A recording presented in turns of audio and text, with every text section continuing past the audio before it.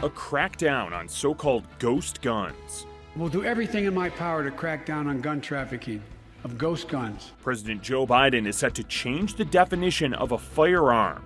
These guns are too easy to build, too hard to trace, and too dangerous to be on our streets. Weekend wildfires spark across Colorado. It's very scary, the thought of fire coming towards you. We're getting an update on containment as some parts of the state see high fire danger again today.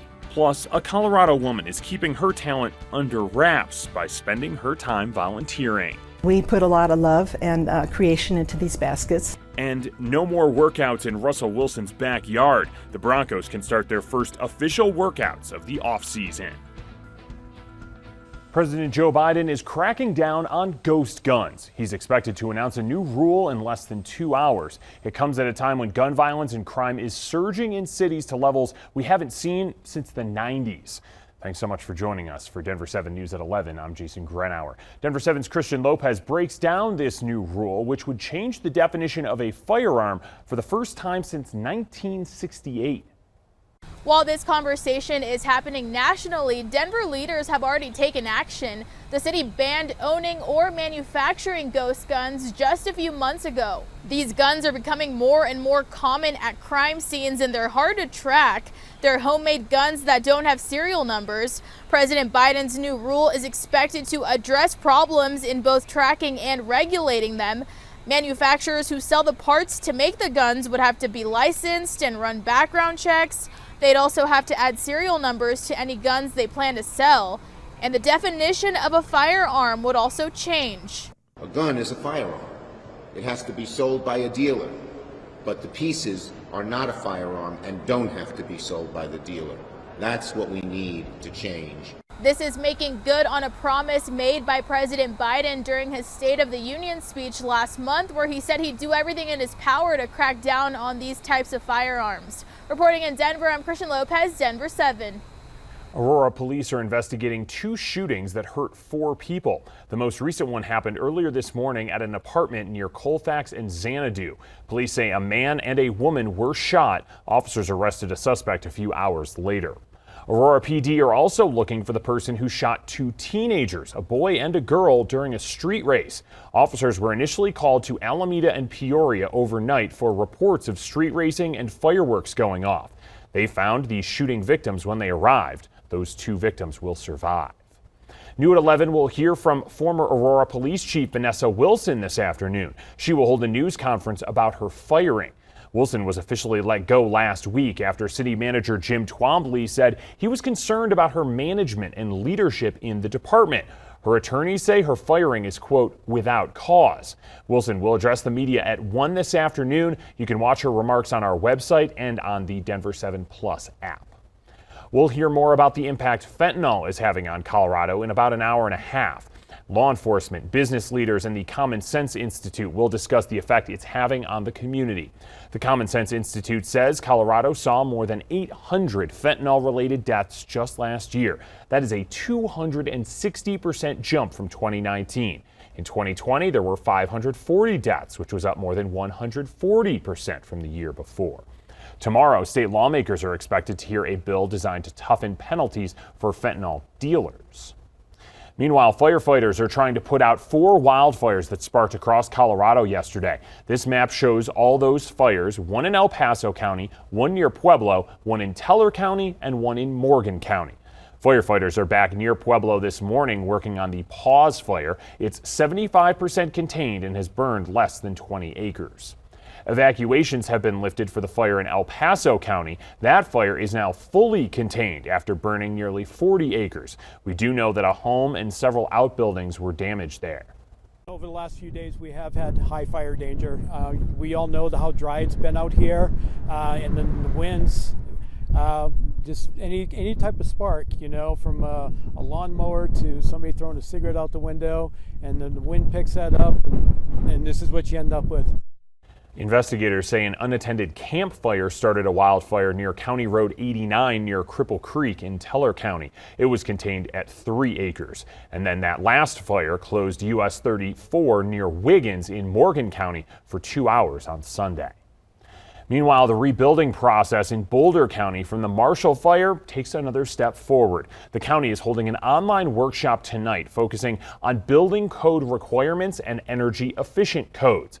At last check, the county wants to have work starting in the next 2 to 4 weeks. Tonight's meeting starts at 6. You can register on Boulder County's website.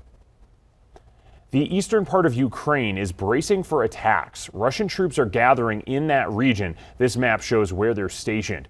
Ukraine's president says tens of thousands of troops are ready to defend their country. As Rena Roy reports, Ukrainian officials want more military help. New satellite images show an 8-mile-long Russian military convoy headed toward Ukraine's second-largest city, Kharkiv, with Russian forces now zeroing in on the eastern part of the country. Pulling out of Kyiv doesn't mean that the war is over.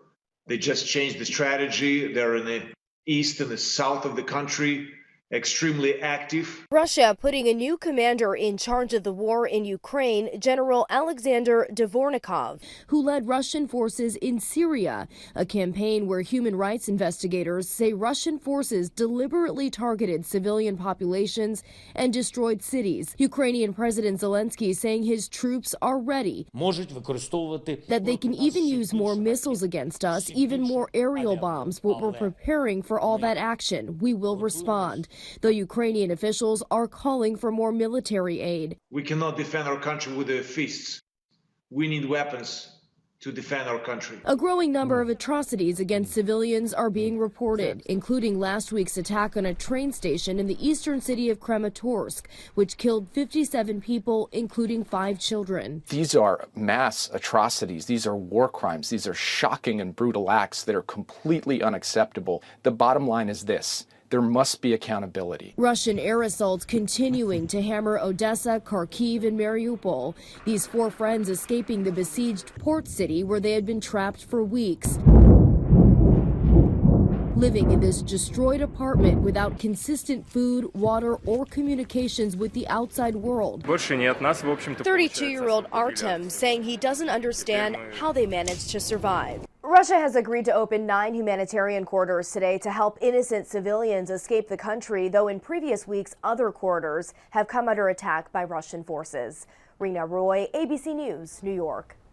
Colorado Congressman Jason Crow told CNN today he wants to visit Ukraine and has already made some requests to do that.